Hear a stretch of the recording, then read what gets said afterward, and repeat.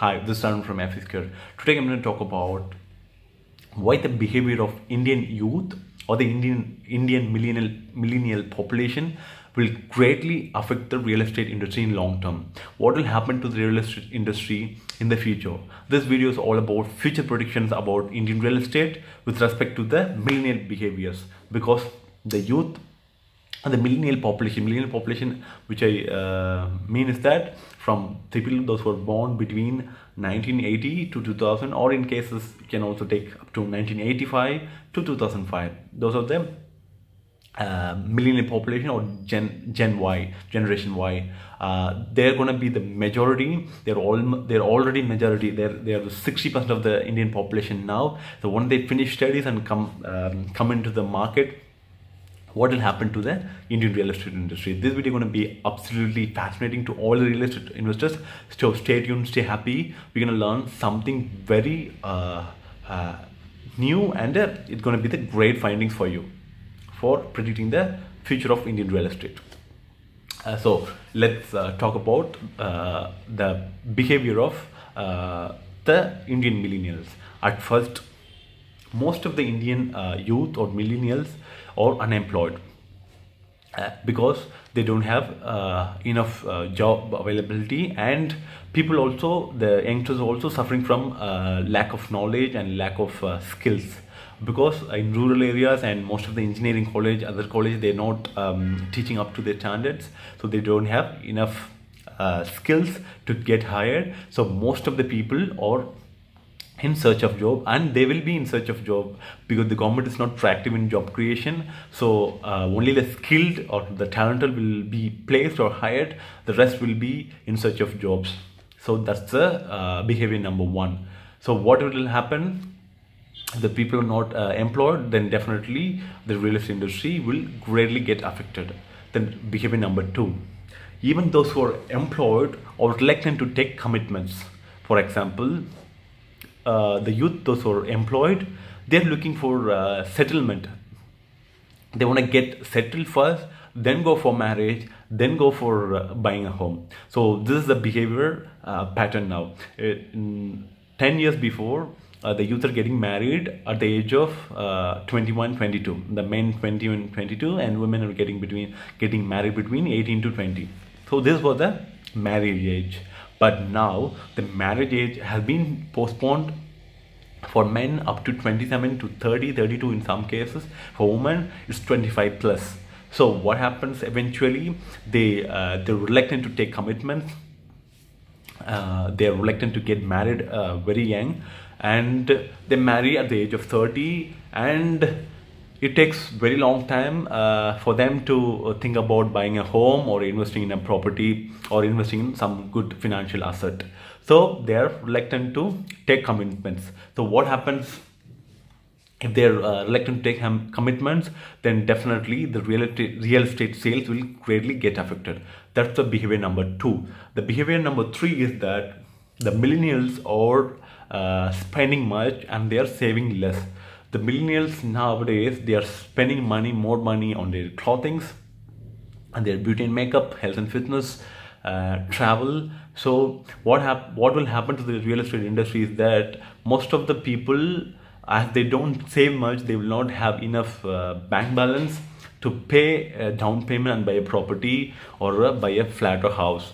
So because of the increase in consumer spending of the millennials, the industry like clothing, industry like health and beauty, industries like hospitality service industry, because the youth are traveling, they want to travel abroad, they want to travel between the cities or to the natural places.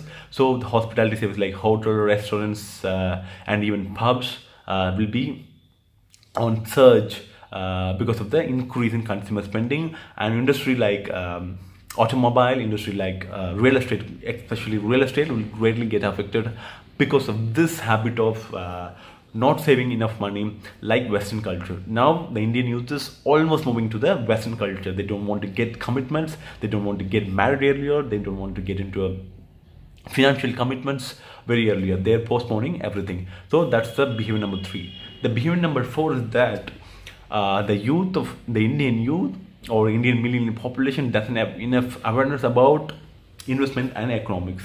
They really doesn't know.